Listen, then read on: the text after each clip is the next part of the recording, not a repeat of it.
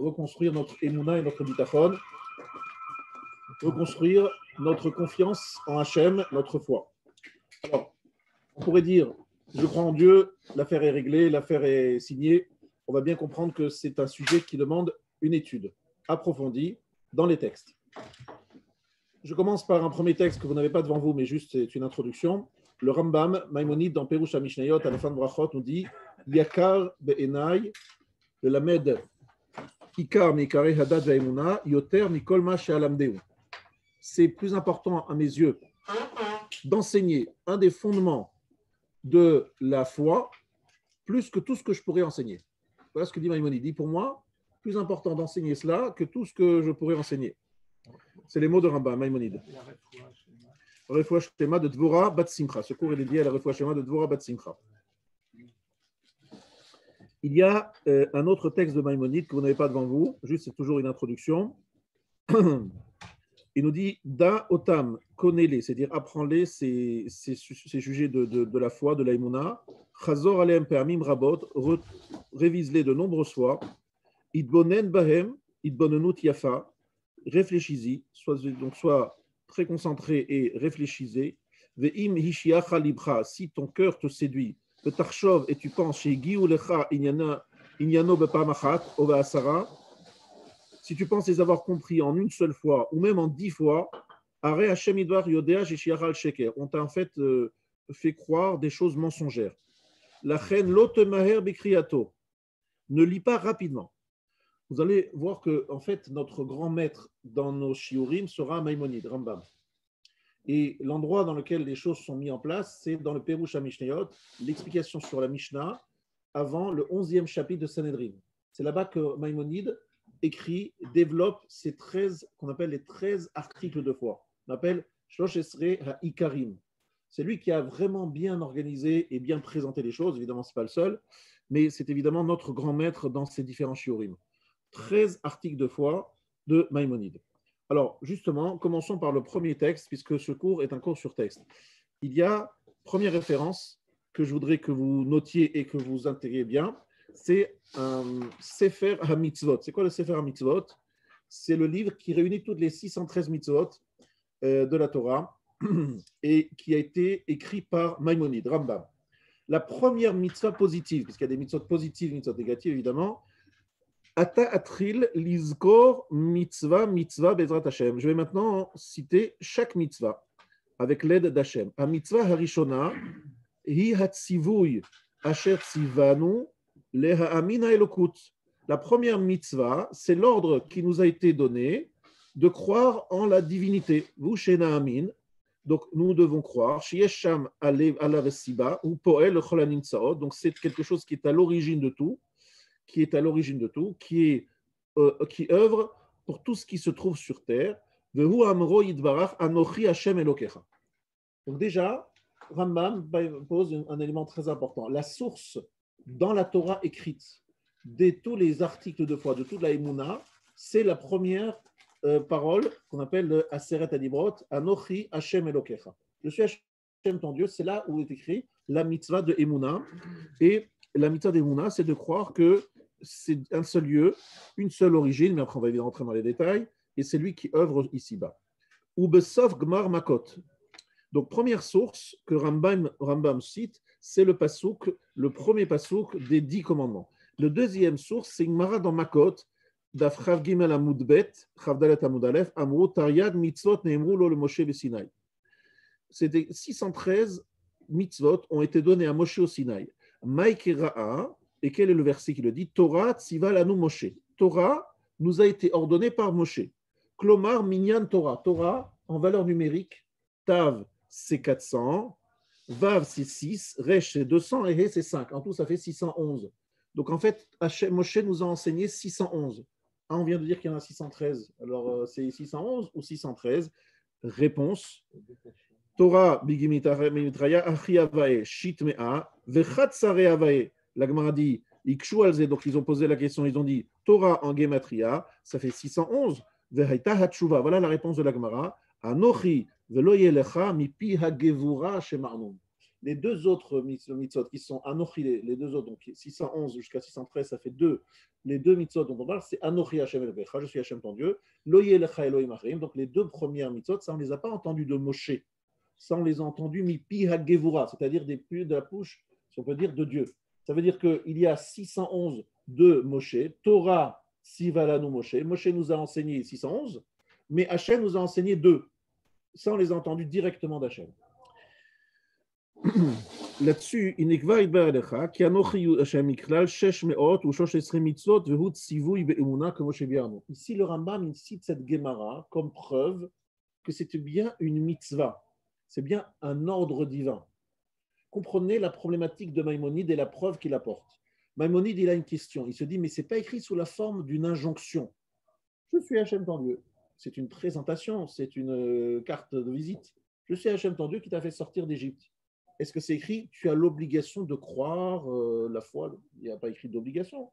Juste après, c'est écrit, Lo yelecha Elohim achim, tu n'auras pas d'autre Dieu. Là, c'est clairement une injonction négative. Mais Anochi Hashem Elokecha, c'est déclaratif. Ce n'est pas une injonction. Donc, question de Maïmonide, est-ce que je peux le mettre dans les 613 mitzvot, qui sont 613 obligations? Voilà la question que Maïmonide se pose. Et réponse de Maïmonide, oui, je suis obligé de le mettre dans les 613 parce que j'ai une preuve.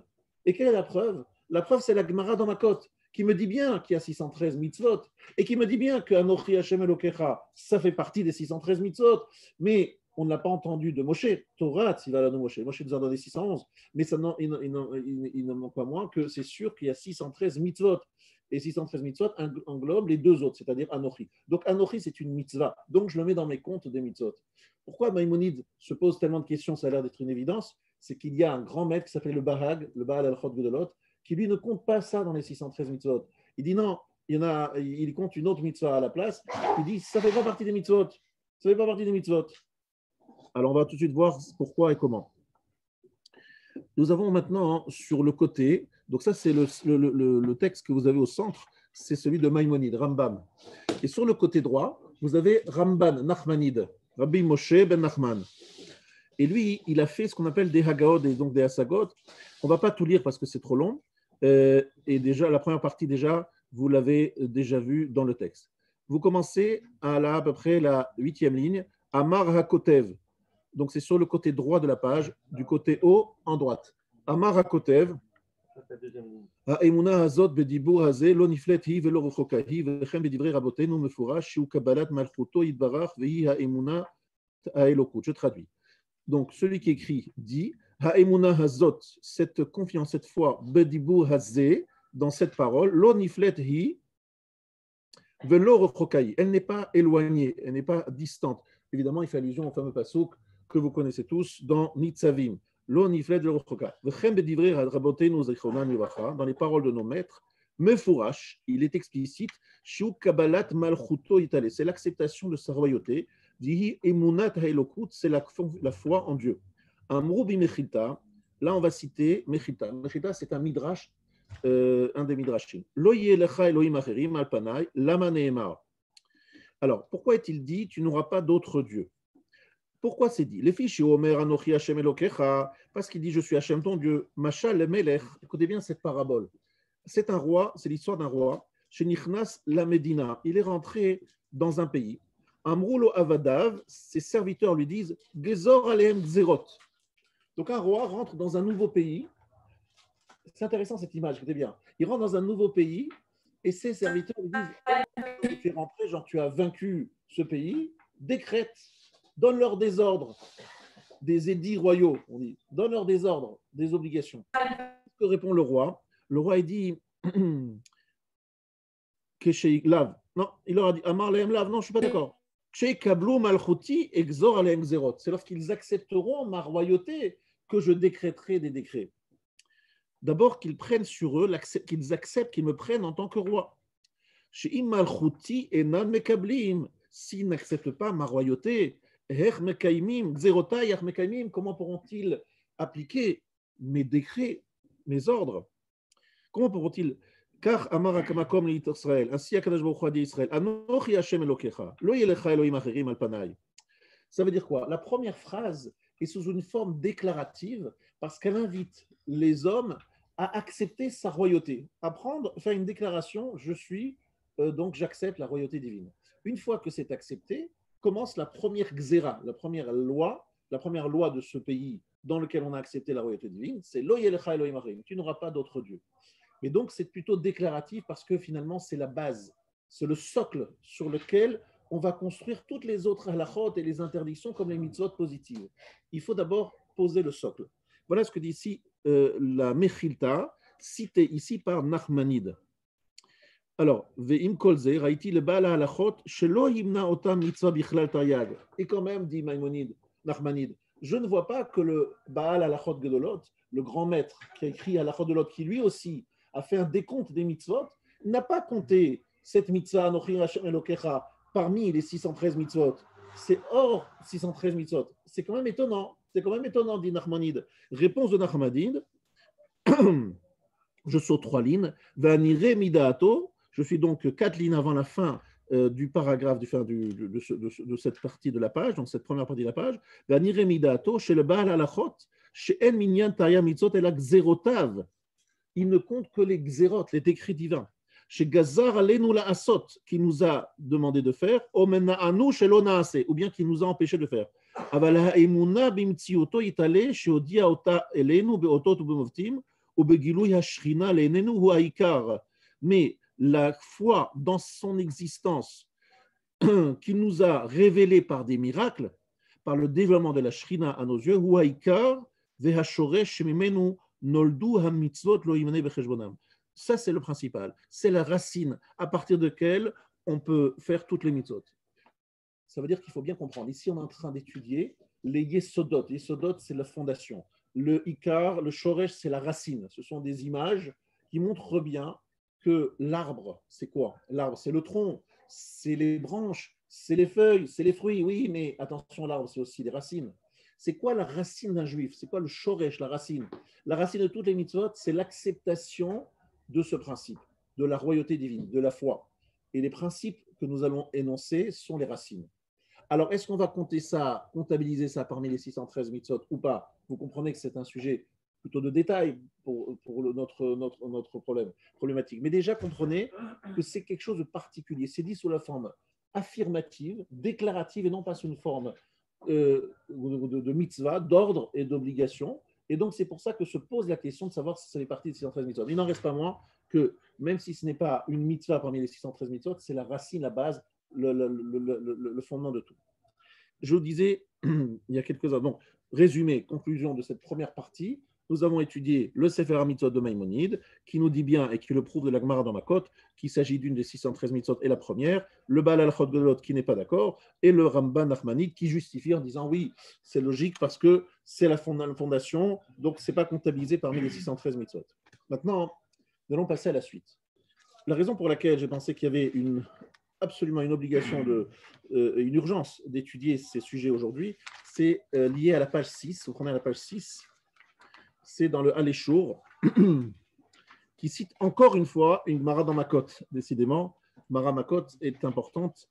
Il y a une Gemara dans Makot qui est citée par le Aléchour au début de la Hakdama sur Chaim. Yedoua Gemara, page 6. C'est l'avant-dernière. L'avant-dernière, Yedoua Gemara Beshile Makot, Amevaret Kiba David Vehimid Alachat Esre.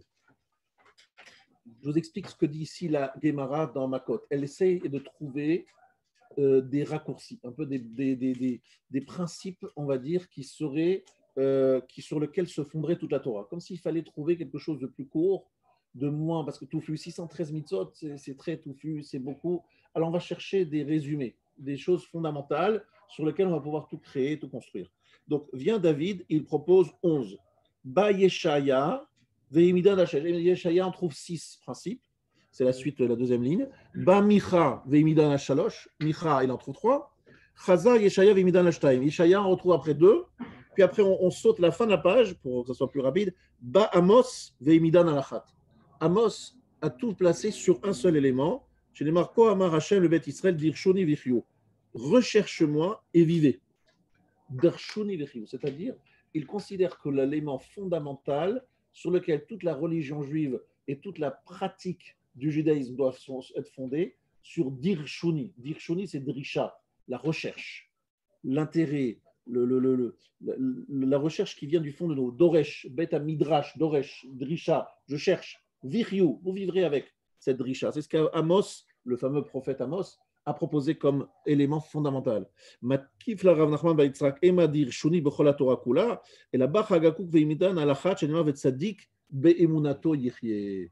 Et maintenant, Habakkuk dit non, non, c'est ces trois mots. Tzadik, le tzadik, be'emunato, dans sa emuna, yichye, il va vivre.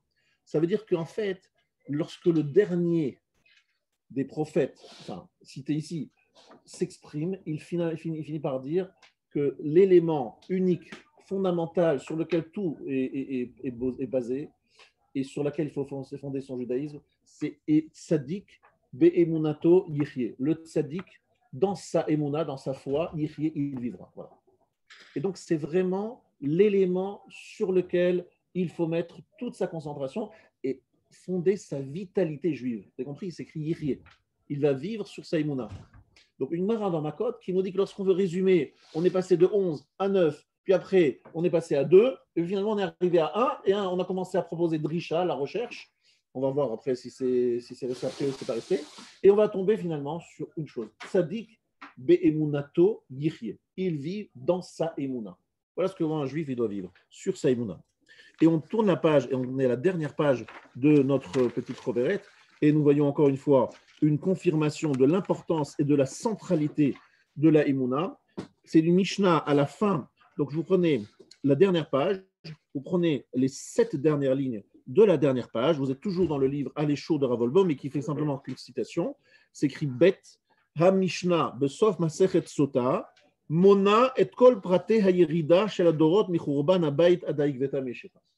Pour aller plus vite, je n'ai pas voulu citer toute la Mishnah à la fin de Sota. Je vous invite à la lire. Elle est très rasra. Elle montre comment à la fin des temps, Ikveta de Meshicha, c'est-à-dire lorsqu'on se rapproche de la venue du Mashiach, eh bien les choses vont complètement partir en live. Quoi. Ça va partir dans tous les sens et que ça va être la catastrophe et au niveau des valeurs, au niveau économique, au niveau, bref, ce sera cata. Bon, bah, franchement, on n'est pas loin. Alors, là-dessus, la Gemara va dire, bon, c'est la cata, tout est cassé, qu'est-ce qui reste?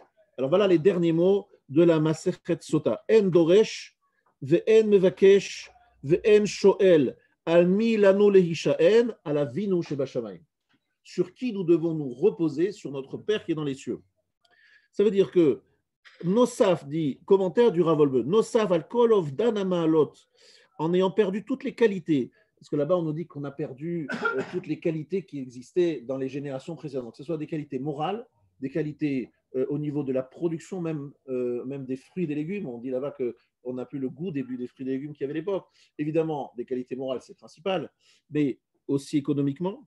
Dit la Gemara, Nosaf al kol ovdan hamaalot. En plus de la perte de toutes ces qualités, Valribou Yatzarot, la multiplication des souffrances et des épreuves, Odzot Kinistam Kwachadrisha, il n'y a plus vraiment de gens qui cherchent. Comment on va être sauvé? Rak Davar Echad Nisharlem, il ne reste qu'une seule chose. Almi Lanu Leishaen, Alavinu Sheba Shamaim. Sur qui nous devons nous reposer? Sur notre Père qui est dans les cieux, Emuna. Ani Hashem Rishon et Acharonim Anihu, Uidbar Nitzaitanu Atsof Koladorot, Valav Nochal Leishaen. C'est sur lui que nous pouvons nous reposer. En clair, il manquera à la fin des temps de repères. Vous avez compris, c'est ça l'idée. Il manquera des repères vivants. On aura du mal à trouver, comme la Gemara cite là-bas, à la mort de Rabbi Akiva, le kavod à Torah a disparu, à la mort d'un tel Rav, telle qualité a disparu. C'est-à-dire qu'en fait, les grands maîtres nous ont quittés, donc on n'a plus de repères. Alors qu'est-ce qu'on fait? Eh bien, elle a nous alishaen, elle a la vinu sheba shamim. Nous n'avons plus que nous appuyer que sur Dieu. C'est-à-dire que même les repères entre guillemets matériels nous ont quittés. El ano leishaen, el alavinu sheba shamayim. En clair, nous devons nous reposer sur lui. Vous avez compris que ce n'est pas par hasard ce qui se passe aujourd'hui. C'est comme si on nous enlevait tous ces éléments sur lesquels on s'appuyait, on pensait qu'on pourrait un jour compter. Et Hachem les enlève comme ça. Il les enlève, il les retire chaque fois d'autres choses. Il dit non, je comptais sur dessus. Non, mais ça aussi, il va falloir. C'est plus d'actualité aujourd'hui. Et ça, c'est plus d'actualité aujourd'hui. Et ça, c'est plus d'actualité. Et puis Hachem enlève, retire. On se dit, mais sur quoi? Qu'est-ce qui nous reste? Finalement, c'est comme si Hachem nous amenait, malgré nous, à croire en lui, parce qu'on a en vérité qu'il n'y a plus d'autres plus d'autres choses sur lesquelles on peut s'appuyer. C'est très intéressant. Les repères moraux disparaissent, les repères de sécurité, la sécurité est très problématique, est très problématique en ce moment, on le sait bien, tout s'enlève, tout disparaît, tout s'effrite, tout devient fragile. Voilà la réponse du juif.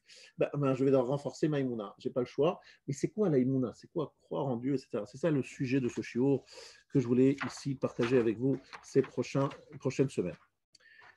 Bien, alors donc dans cette deuxième partie, nous avons simplement rappelé l'urgence de la connaissance de la Emouna. Nous sommes invités à cela par la Gemara dans Makot et la Gemara dans Sota. Maintenant, nous sommes à la deuxième page. Vous revenez à la deuxième page où vous avez une liste de 13 éléments. Vous avez 13 Yud Gimel, Aleph, Bet, vous arrivez jusqu'à Yud Gimel. J'ai pris cela d'un livre qui sera pour nous, et pour moi en tout cas, et donc à travers moi, vous, un repère, justement dans ce notion de Emouna. C'est un livre écrit par mon maître, le Rav Moshe Shapira, Zichrono Livracha, le seul livre dans lequel on peut dire vraiment qu'il a écrit lui-même, et qui s'appelle Re'e Emouna. Dans ce livre, il a repris les Shlosh Esrei Karim, les 13 articles de foi, selon Rabbi Eshtori Aparchi. Eshtori Aparchi, vous ne le connaissez pas, c'est un des grands maîtres du Moyen-Âge, qui a résumé les 13 articles de foi. Alors, vous avez bien compris qu'on ne va pas les étudier tous en une fois, ça serait apprendre toute la Torah sur un pied, mais par contre, on va les citer les 13 pour que vous les connaissiez déjà, et puis vous les gardez avec vous, comme ça vous avez un résumé, et puis on va les développer au fur et à mesure des différents shiurim. Alors, on va les lire rapidement. Nous sommes dans le Aleph, oui. Donc, je suis à la page 2. Vous avez le Kitsur Yud Gimel Ikarim, le Rabbi Eshtori Apachri. Donc, vous avez ce résumé des 13 articles de foi. Trila Koldavar Verishito, le Miashayach Potz Eyot Tova Acharito, la tête que Chotam Alibo, Leilo Veyomo, Beshorbo Vekumo. C'est un peu, on va dire, lyrique, et c'est fait sous la forme un petit peu de phrases et de vers. Donc, je traduis. Trilat Koldavar, le début de toute chose. Verishito, son prémisse, le début, le commencement. Le mi hasheyachpotz et yotova acharito, celui qui veut que sa fin soit bonne, celui qui veut avoir une bonne fin, c'est-à-dire être bien reçu là-haut dans le ciel. La tête que chotam al libo, qu'il mette comme un sceau sur son cœur, un sceau. D'accord? S-C-E-A-U. Lailo veyomo, sa nuit et son jour. Beshorbo vekumo, que ce soit en se couchant ou en se levant. De mots, les 13 ikarim, on devrait les connaître et y penser régulièrement. Vous savez, pas qu'on est là en train d'apprendre, de découvrir. Non, les 13 ikarim, ça doit être sur le bout des doigts. Ça doit être quelque chose qui nous accompagne le soir, le matin, la nuit, en dormant, en se couchant, en se levant. Premier élément. She'abore yibaruchu umevorach, donc le Créateur qu'il soit béni, Mechouyav hametziut. Qu'est-ce que ça veut dire Mechouyav hametziut? C'est les mots également de Maïmonide. Mechouyav hametziut. Mechouyav, obligé, hametziut d'exister. Ça ne veut rien dire en bon français. Ça veut dire que son existence n'est pas dépendante et n'est pas purement de l'ordre de l'hypothèse ou de la. C'est quelque chose qui est mechouyav, qui est obligatoire, indispensable. C'est-à-dire en fait, son existence ne dépend de rien d'autre et elle existe obligatoirement. Il ne peut pas ne pas exister. Parce que si lui n'existe pas, on va expliquer, le rien n'existe. Tout dépend de lui. Mechouyav hametziut. Il doit exister, il doit absolument exister. Ça veut dire umetziut zulato akol me'amitat metziuto nimtsaim hem. Toute autre existence vient de son existence à lui. Me'amita metziuto si il y manque quelque chose, rien ne va lui manquer à lui. Lui, il ne peut rien ne manquer de rien. C'est-à-dire, lui, il est parfait, il est depuis toujours là, il ne peut pas ne pas être là. Par contre, toute autre existence peut éventuellement un jour disparaître et ça ne manquerait en rien à Dieu. Dieu ne serait pas en chisaron, il ne manquerait rien si on disparaissait. Si quelqu'un disparaissait de sa création, même si le monde disparaissait, il ne serait pas chasser, il ne manquerait rien. C'est-à-dire que lui, il est l'existence par excellence et par essence, et rien d'autre n'est véritablement une existence par excellence. Toute existence existante aujourd'hui, elle dépend de sa volonté, et à tout moment, il peut changer d'avis en disant finalement, je me débarrasse de ça, et puis ça disparaît à l'instant même. Par contre, lui, rien ne peut l'annihiler, le faire disparaître. Il existe, il existera toujours, il a toujours existé, et toute l'existence dépend de lui. Est-ce que c'est clair? C'est très bon. Encore une fois, vous avez compris que ça va devoir être développé. Là, je vous donne juste le premier fondement. Leha Amin, deuxième élément, Bet, Heyot Abore Yitale Echad Bashamayim Vel Haaretz Mitarat. Il est unique. Lo Yekabel Shinui. Donc, premier élément, savoir qu'il n'y a pas d'autre Dieu ni dans le ciel, ni sur la terre. Lo Yekabel Shinui Vechiluk. Il ne va jamais changer. Il ne peut pas se partager, il ne peut pas changer. En Echad Ke'achduto. Il n'y a pas d'unique comme lui. Il n'y a personne qui peut être comparé à lui. Tout élément sur terre est une composition. Réfléchissez bien. Vous avez votre corps, ce sont des particules, ce sont des cellules qui sont liées l'une à l'autre. Même la cellule elle-même est composée d'un noyau et de beaucoup d'autres choses. Et même dans le noyau, il y a encore des éléments. C'est-à-dire que ce sont des éléments qui s'associent les uns aux autres. Mais il n'y a pas d'éléments qui soient d'un seul bloc, unique, qu'il n'y a rien qui ne soit pas composé par différents éléments. Donc, Akadosh Baruch Hu, un des fondements, c'est de croire qu'il est echad, c'est-à-dire qu'il n'est que d'un seul élément, que d'un seul bloc. Il n'est pas composé d'éléments différents.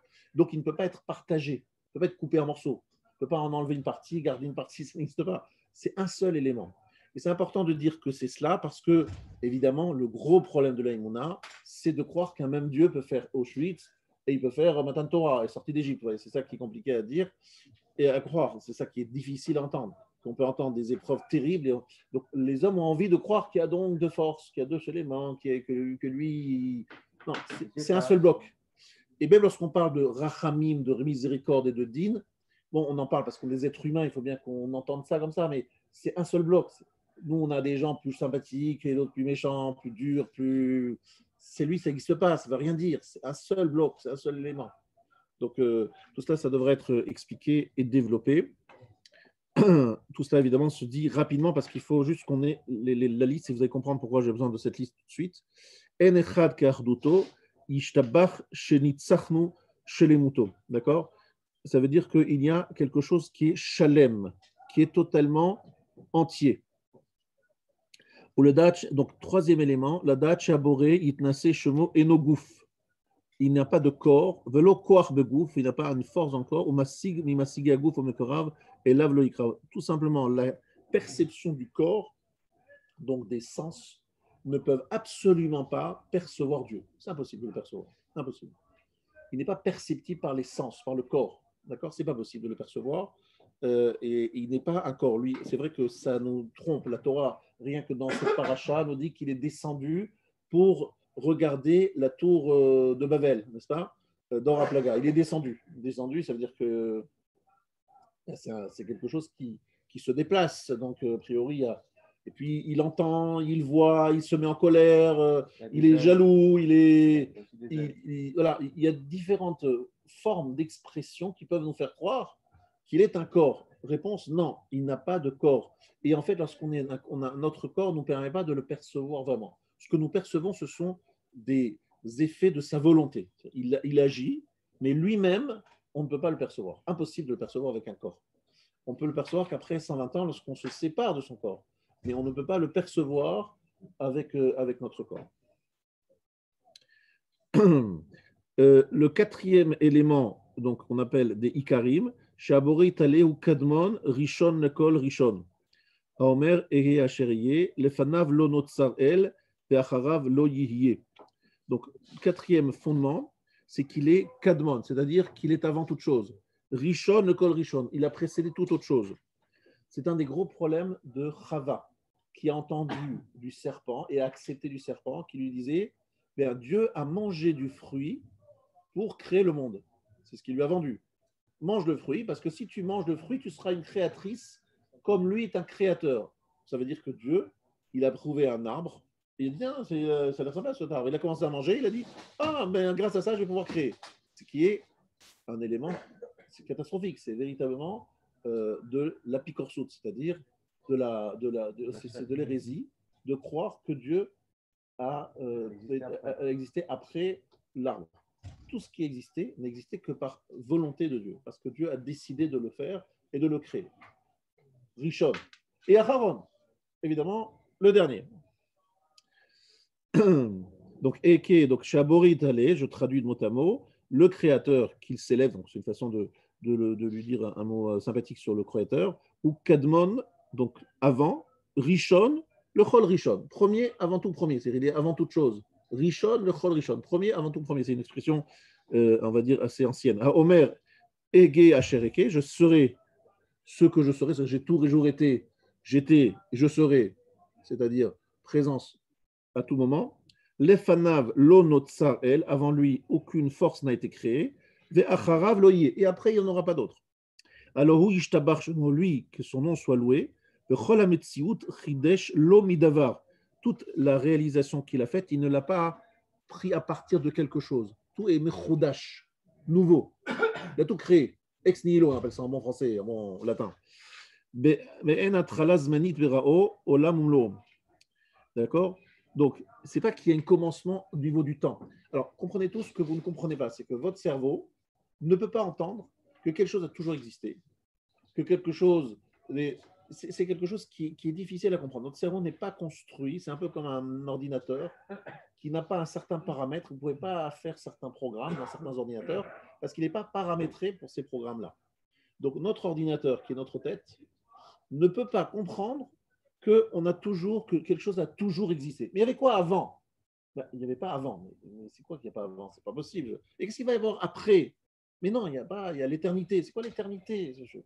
Ça marche pas. Je n'arrive pas à comprendre. Pourquoi? Parce que mon cerveau n'est pas paramétré pour le comprendre.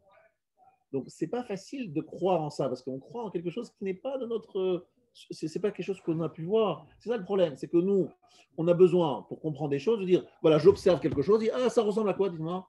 À ça, à ça, à ça. C'est compliqué, il faut trouver. Alors, on nous dit Dieu, il est où? Ben, il est dans le ciel. Il est dans le ciel, Dieu. Alors, si on prend un avion, on va peut-être le rencontrer, ou une fusée, peut-être qu'on va peut-être le. C'est compliqué pour nous d'imaginer qu'il est partout, qu'il est là, qu'il n'est pas là, qu'il est dans. C'est compliqué, on a besoin de l'espace et on a besoin de l'espace-temps. Toute notre réflexion a besoin de ces éléments qui sont notre quotidien. Nous dire qu'il n'a ni de temps, qu'il est éternel et qu'il a toujours existé, c'est un truc, et qu'il est partout et on ne va nulle part, on se dit c'est quoi cette histoire? Donc on est véritablement dans de la foi, c'est-à-dire on va au-delà de notre perception mentale, physique, sensible au niveau de nos sens.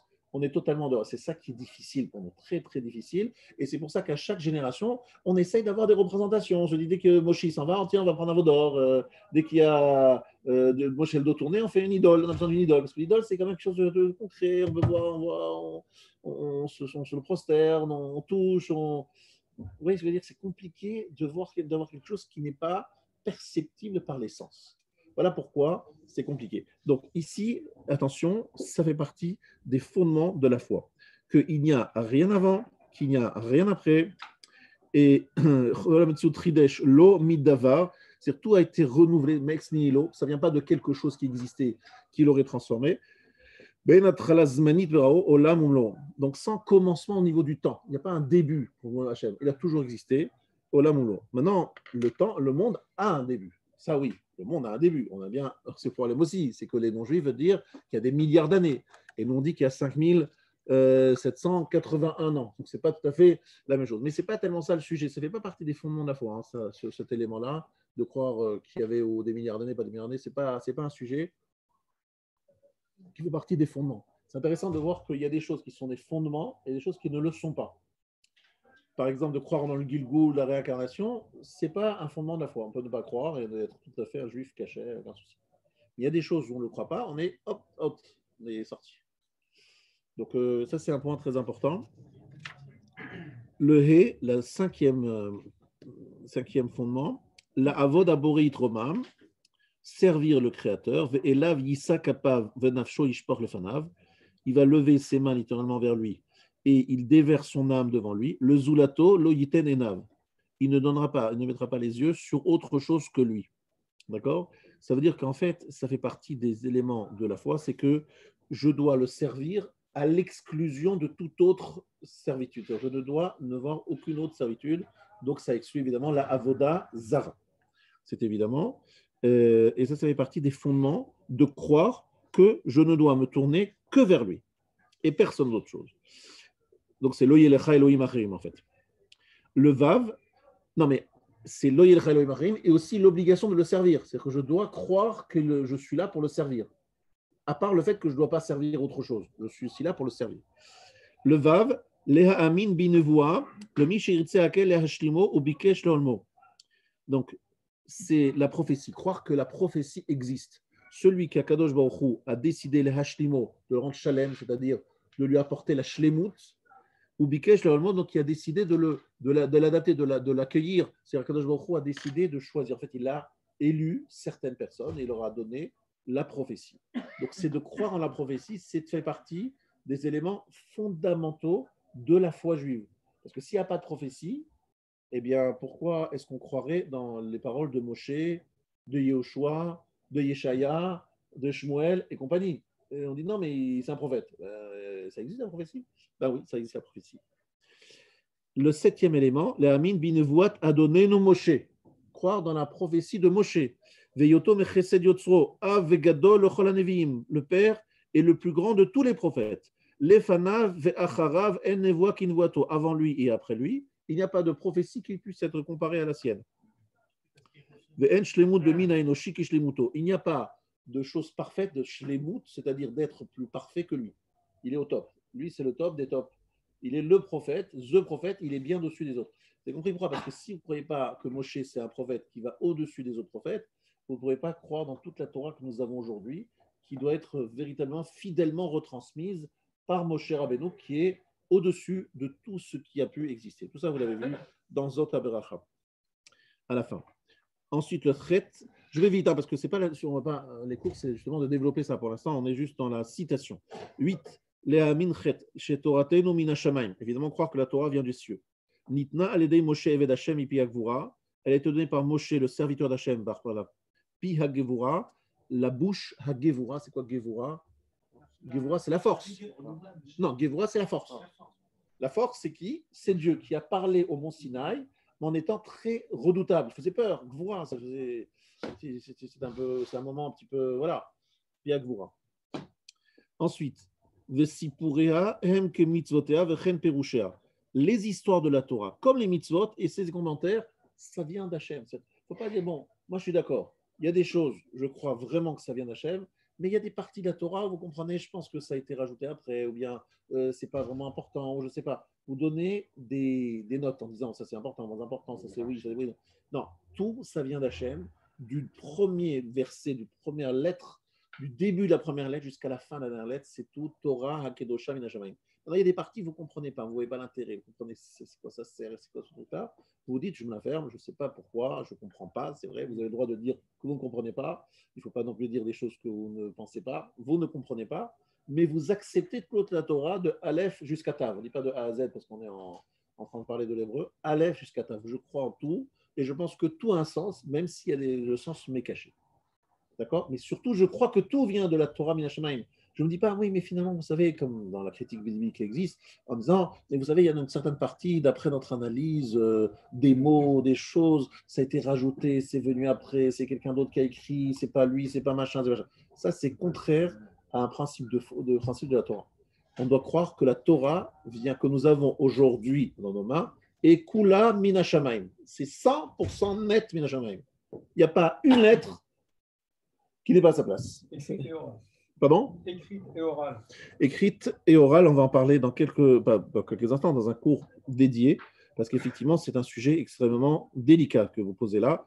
Oral, est-ce que c'est exactement comme la Torah écrite? Est-ce qu'on pourrait contester une page de Gemara ou une lettre de Gemara, enfin une ligne de Gemara?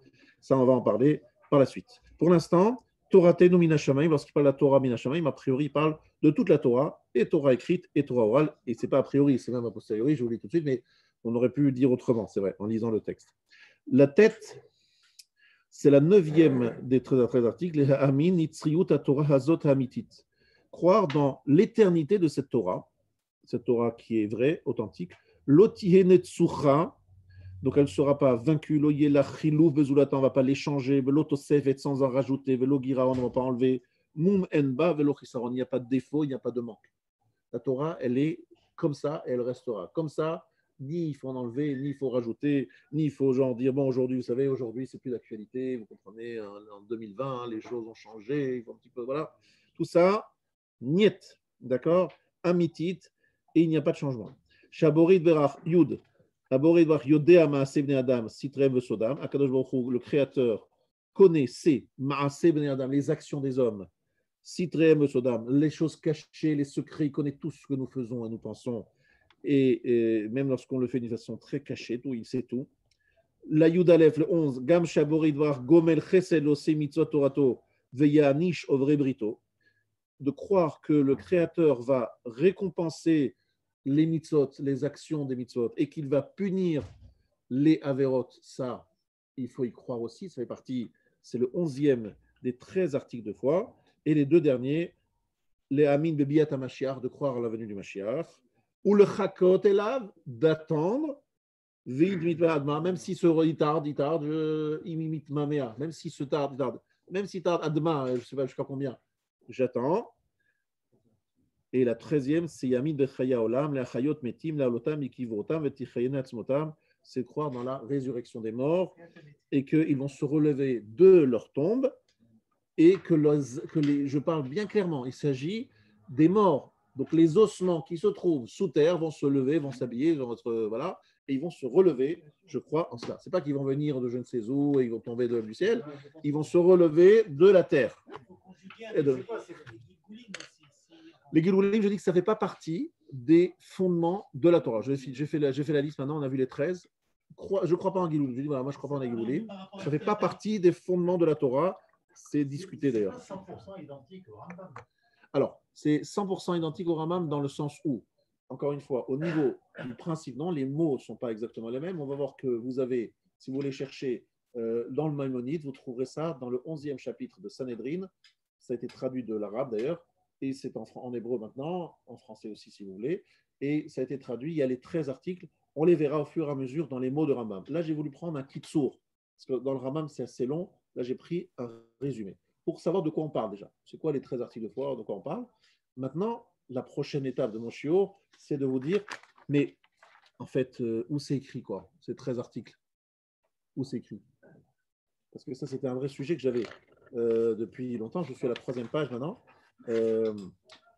C'est d'où il a sorti Maïmonide, ça? Parce que, encore une fois, nous savons que nous sommes les Rishonim, doivent prouver, doivent apporter doivent justifier ce qu'ils vont dire. Alors, il y a deux éléments très importants qu'il va falloir étudier. La première, donc je vous le dis avant de le découvrir dans les mots, il y a deux éléments très importants. Anochi Hashem Elokecha, Asher Hotzeticha Me'eretz Mitzrayim. Je t'ai fait sortir d'Égypte. Tout le monde pose la question, pourquoi ne pas avoir dit « Je suis Hachem, ton Dieu, qui a créé le ciel et la terre ?» Il y a beaucoup de réponses. Chaque rabbin a une réponse et toutes les réponses sont très très valables et très intéressantes. Réponse de Maïmonide. Rambam, c'est quand même pas n'importe qui vous répond. Il vous dit, parce que dans la sortie d'Égypte, il y a les 13 articles de foi que l'on peut trouver dans le récit, dans l'histoire de la sortie d'Égypte. Parce que dans la sortie d'Égypte, Dieu s'est présenté. Alors, souvent, la sortie d'Égypte, attention, on va depuis la sortie d'Égypte jusqu'à Matan Torah, on est bien d'accord. On prend depuis Shemot jusqu'à Yitro, c'est-à-dire jusqu'à Matan Torah. Donc, si vous prenez cette histoire-là, tu as les 13 articles de foi qui sont écrits, mais d'une façon un petit peu savoir lire, quoi. Savoir lire entre les lignes. Anochi Hashem Elokecha, je suis Hashem ton Dieu. En clair, je te demande de croire. De croire en quoi? En 13 articles de foi qui ont été révélés à Asher Hotzeticha Me'eretz Mitzrayim, que j'ai révélés en faisant sortir d'Égypte. Parce que si tu regardes la création, tu ne trouveras pas les 13 articles de foi. Vous comprenez? En observant la création, vous n'avez pas obligatoirement la révélation des 13. Par contre, en analysant la sortie d'Égypte, vous avez une révélation des 13. Un autre élément très important, c'est de croire que la sortie d'Égypte, c'est aussi très important pour une autre raison, c'est parce que ça, on l'a observé. C'est-à-dire qu'il a observé, pas nous, mais nos ancêtres, qui l'ont raconté à leurs enfants. Et nous tous les Pessah, on les raconte à nos enfants. Veigata levincha. Donc on a une tradition orale de gens qui ont observé. Mais qui étaient là au moment de la création du monde? il y avait les anges, mais il n'y avait pas les hommes. Donc on n'a pas la possibilité de parler d'une révélation observée, notée, notifiée par les présents, par des hommes présents. Là, on est dans la sortie d'Égypte, donc qui a été observée et transmise de père en fils jusqu'à aujourd'hui. Donc c'est très important de se présenter, je suis Hachem ton Dieu, qui t'a fait sortir d'Égypte. C'est celui qui t'a fait sortir d'Égypte, donc ma carte de visite, c'est celui qui a fait sortir d'Égypte. Pas seulement parce qu'il y a eu des grands miracles et des macotes, mais parce qu'à travers ces miracles, j'ai révélé différentes facettes, et ces différentes facettes se retrouvent en un chiffre de 13. 13 articles de foi. Donc il y aura un gros travail, que je ne vais pas faire avec vous, je vous le dis tout de suite, de retrouver les 13 dans la sortie d'Égypte. Vous pouvez le faire, ceux qui voudront faire plus, je leur ferai en hors antenne ce travail. C'est un travail qui est un peu minutieux et long, mais il faut faire des choix qui ne sont pas faciles à faire dans les cours que je vais donner. Je vais aller quand même assez vite, être assez concis, parce que trop de détails, après, on ne sait plus où on est. Mais là, sachez-le, c'est écrit, on peut le déduire. Ça, c'est un premier point. Le deuxième point que je vais vous montrer dans les textes écrits par la suite, qu'il faut déjà entendre, c'est qu'il y a une Mishnah que je vais peut-être déjà vous lire, que vous connaissez tous par cœur en fait. C'est la première Mishnah du 11e chapitre de Sanhedrin, et c'est à la page 4 ici. Vous allez juste la lire avec moi, et vous l'avez devant vous. Kol Israël, c'est en gras. Kol Israël shlem chelek l'olam haba. Ça vous connaissez tous. La falpi shechatu shenemar ve'amer kulam sadikim leolam yirshu aretz. Donc ton peuple sont tous des tzadikim qui vont hériter la terre. Eretz zu mashal, c'est une parabole. D'accord? Ce texte que je vous lis, je vais vous dire, c'est le texte de Maïmonide dans le 3e chapitre des Hilchot Teshuvah. Donc il dit la chose suivante, il cite évidemment la Mishnah que vous connaissez tous. Donc c'est ton peuple, tous sont des tzadikim qui vont hériter la terre. C'est quoi la terre? Eretz zu mashal. Le mot terre ici, c'est une parabole. Klomar Eretz Achaim, la terre de la vie, Olam haba. C'est-à-dire celui qui va avoir droit au Olam haba, c'est les tzadikim. Et qui sont ceux qui n'auront pas part de droit au Olam haba? Et la nichatim ve'ovdim ve'nidonim al godel rishav ve'olam qui seront littéralement détruits, perdus, voilà, écrasés, jugés parce qu'ils ont fait du mal, pour toujours, sont les minimes, apikorsim, kofrim batora, kofrim mitriatametim obiyatagoel. Il y a 4 familles. La famille des méchants, des pauvres types, des sales types, tout ce que vous voulez, que le Rambam, la Mishnah, en fait, met en dehors de la part dans l'Olam haba. Pour avoir droit au Olam haba, il faut ne pas être un mine, un apikoros, un kofer batora et un kofer batriat ametim ou biyat hagoel. Et alors, ils ne sont pas Israël? Alors, on va voir qu'ils n'ont pas de part dans l'Olam haba, donc ils arriveront là-bas et ils seront exclus totalement de cette part dans l'Olam haba. Ça, c'est la Mishnah qui le dit et Rambam qui le possède, qui fixe al-Kha le Maaseh. Et ce qu'on va voir, et je ne sais pas si on en attend aujourd'hui, mais on va le voir, c'est qu'il y aura dans les 4 groupes, le quatrième est très facile à comprendre, c'est explicite. Kofrim, Bitriat Ametim ou Bebiat Hagoel, ceux qui renient l'existence de la venue de Mashiach et la résurrection des morts. Cela, c'est clair, c'est Kofrim. Après, avant, il dit Kofrim Batora. Ceux qui sont des renégats par rapport à la Torah. De quoi ils parlent? C'est qui les minimes? C'est qui les apikorsim? Vous en parlez souvent des minimes dans la bracha de la Hamida. Minimes. Voilà, la 19e, celle qui a été rajoutée par la suite. C'est quoi les minimes? C'est quoi les minimes? Il va falloir expliquer ce que c'est. C'est les renégats, les hérétiques. Mais c'est quoi être renégat? Comment on est renégat? C'est quoi le mode d'emploi pour être renégat hérétique? Alors, Rambam va expliquer dans son 3e chapitre de Hilchot Teshuvah, qu'il faudrait d'ailleurs étudier à fond si vous voulez être vraiment des gens sérieux. Vous prenez le 3e chapitre de Hilchot Teshuvah et vous l'étudiez du début à la fin, parce que nous, on ne va pas pouvoir l'étudier du début à la fin, mais on va l'étudier en grande partie. C'est vraiment le chapitre fondamental sur l'étude que nous faisons, et dans lequel il va montrer que les 4 groupes précités, que nous venons de citer ici, englobent des gens qui renient un des 13 articles de foi. C'est-à-dire qu'on peut rentrer dans la catégorie mine ou apikoros en ne respectant pas, en ne croyant pas dans une des articles que nous avons cités précédemment. Et en fait, ces 4 groupes réunissent les 13 articles de foi. D'accord? Et on va voir que certains s'appellent minimes, d'autres apicorsim. Pourquoi ils s'appellent minimes, pourquoi ils s'appellent apicorsim, ça on va le voir par la suite. On va pouvoir tout faire tout d'un coup. Oui. Pourquoi vous ne parlez pas de Shabbat? Souvent, on dit un renégat, quelqu'un qui rejette le Shabbat, et ce n'est pas dans les 13 articles. Effectivement, ce n'est pas dans les 13 articles de foi. Quelqu'un qui ne respecte pas le Shabbat, d'une façon, on va dire, évidente, le pharésia, devant tout le monde, c'est écrit qu'il est une forme de renégat. Encore une fois, ça, il faudra, c'est une très bonne question que tu poses. On va en parler. Mais effectivement, ça ne fait pas partie des 13 articles de foi. C'est quelqu'un qui transgresse une interdiction de la Torah. Et de ce fait, parce qu'il il montre par là, ça on va l'expliquer par la suite, qu'il rejette, en ne respectant pas cette règle, un des articles de foi fondamentaux qu'on va développer. Parce que Shabbat est un témoignage d'un des fondements qu'on va expliquer. Alors, chers amis, je vais d'abord faire un petit résumé de tout ce que nous avons appris jusqu'à maintenant. Et après, je vais terminer sur un dernier point. Et après, les Hashem, on se retrouve la semaine prochaine. Il y a un résumé important à faire. Qu'est-ce que nous avons étudié jusqu'à présent? Nous avons étudié, numéro 1, qu'il y a une urgence d'étudier les problèmes de la question des Mouna pour 2 Gmarot, Makot et Sota. Makot nous dit que Bachabakuk vehemidam alachat, tzadik be'emunato yichye. Lorsqu'il a voulu résumer toute la pratique religieuse sur un seul fondement, il a dit tzadik be'emunato yichye. À la fin des temps, il parlait de la fin des temps, il faudra travailler sa imuna pour résister à une période compliquée. Tzadik be'emunato yichye. Mais ça, c'est déjà ancien, ça a déjà été dit il y a longtemps. Mais c'est écrit dans le Makot en nous disant voilà ce sur quoi il faut travailler. Deuxième Mara, c'est Sota, qui nous dit que viendra une période où tout va être dans le désordre, tout va être détruit. Nous ne pourrons nous appuyer que sur notre Père qui est dans les cieux. C'est-à-dire que c'est une période où Hachem mettra à l'épreuve notre émouna et ne seront sauvés, ne pourront résister que ceux qui auront cette émouna forte. Les autres qui comptaient sur ceci et cela seront déstabilisés par cette période très compliquée de la fin des temps. Donc c'est vraiment un sujet, je trouvais, très important. Je vous ai aussi cité le Rambam qui disait combien il avait d'intérêt et d'envie d'enseigner cela plus que n'importe quel autre enseignement. Ensuite, nous avons étudié Sefer HaMitzvot de Maïmonide.